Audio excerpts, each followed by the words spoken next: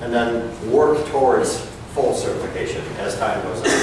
So we may say that, boy, you're 65% of the way there. We will deem you a certified trainer. And then here's some things for you to work on that we'd like you to continue to fix up. Although there may be things culturally that you waive and just say, you don't do that. So there's a certain amount of objectivity to it.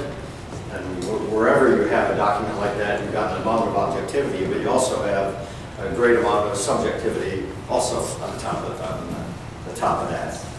So look at certification in kind of three pieces. In there is what we call a pre-assessment, a potential coach pre-assessment. And what that is, it's a document just to gather up some information about someone that maybe we're considering for coaching, or maybe considering for a trainer. It has a lot of very intimate detail in there.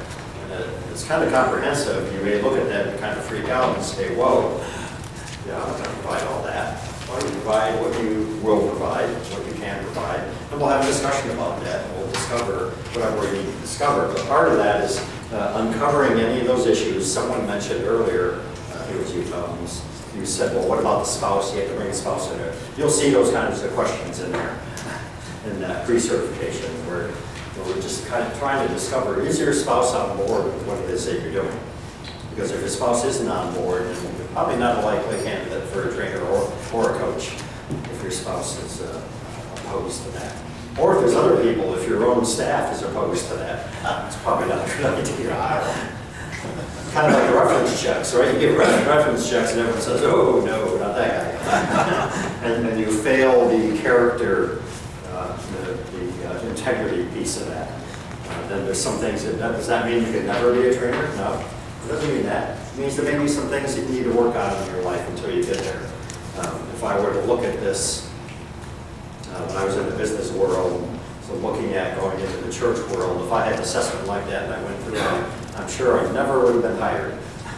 But we know that there's things that you're working on, there's things that you're working through, and what we're looking for are the showstoppers that just say, not yet. Maybe not yet. It's something you're working through, and we'll let you work through that. Okay, so, and that is the double check along the way too, to be able to follow up and say, where are you personally at? And that first document, exactly that's the start of the conversation. So we get to know you through some things that you can fill out up front, and then we can have a discussion. And you know, my wife just went through this, she just had applied for a new job a while ago. You have to fill out all that stuff. There's things that she left blank. One of the things she left blank is they said, salary. What salary do you expect? I told her to leave it blank because the administrator is going to call you and ask you, how much do you expect? I said, then you get to ask the question. Then you say, what's the range? And if they're a little bit new in the business or ahead, they'll give you the range. And if they give you the range, you are now in the negotiator's seat. Yeah, really. And that's exactly what happened. Administrator called. My wife asked her the range. The administrator told her. She said, now, and I said, if she tells you that, now you go between here and here. She went between here and here, and the administrator said, okay, we have a meeting this afternoon at 4 o'clock, we'll let you know. She called back at 4:30. She gave her $1 more an hour than she asked for. Oh, wonderful. So anyhow. And she got the $15 an hour that you're doing here now? Yeah. So there's things that people, we fully understand, people will go through this and they will fill out some of those things. But it'll open a conversation, because when we call and we do that one-on-one discussion, we will now be able to ask that question. And maybe even ask, I see that you didn't answer that. What's your concern? Maybe legit concerns. Maybe legit concerns that would disqualify them. Maybe legit concerns that would not disqualify them. So that's what that pre-assessment is. You can look at that kind of on your own. How we start into certification is, in our minds, there's a couple of levels of certification. There's the trainer and coach certification. Are you BD certified? And it kind of runs through what are the 9 ways to be purpose-driven. Depending on when you sell those, there's 9 ways. there's 10 ways, there's 11 ways, there's 12 ways. That's right. Some formulation of those. But that's for an individual kind of certification. Are you PD certified? Are you senior pastor or leader? Are you PD certified? And then there's the church certification. Is the church certified? Because has this been implemented all through the church?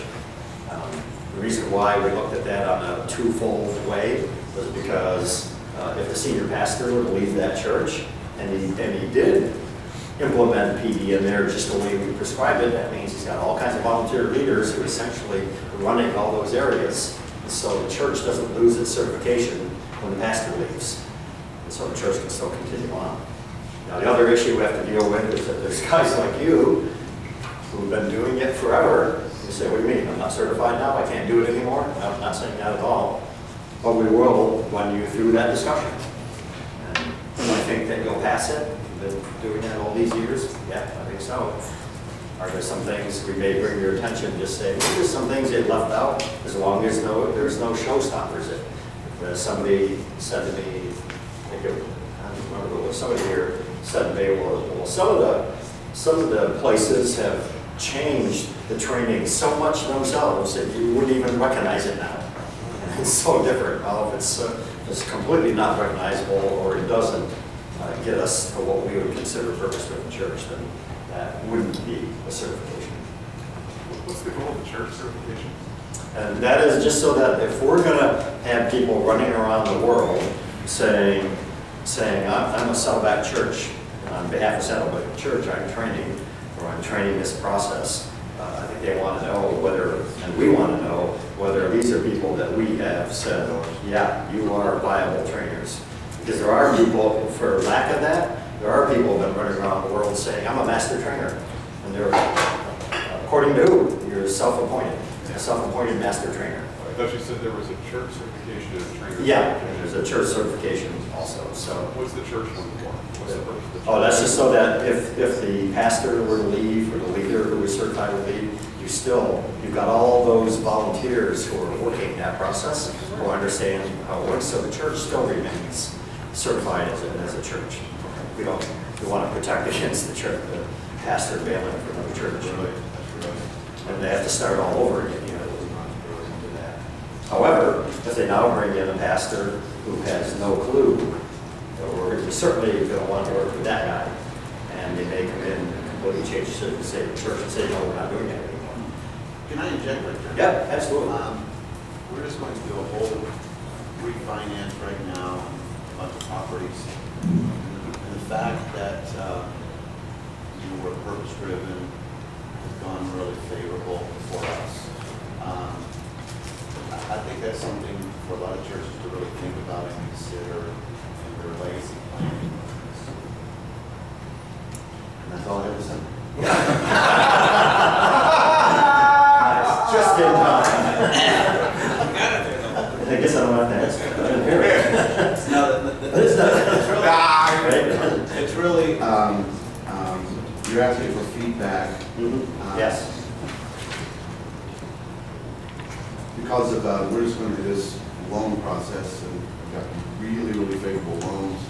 Our accountant says we cannot believe the terms and the rate and everything we've got going. Part of our score in that, they only loan to churches that have history, character, and different things like that as part of their evaluation process. The fact that we are recognized through this process helps us in our favorable consideration.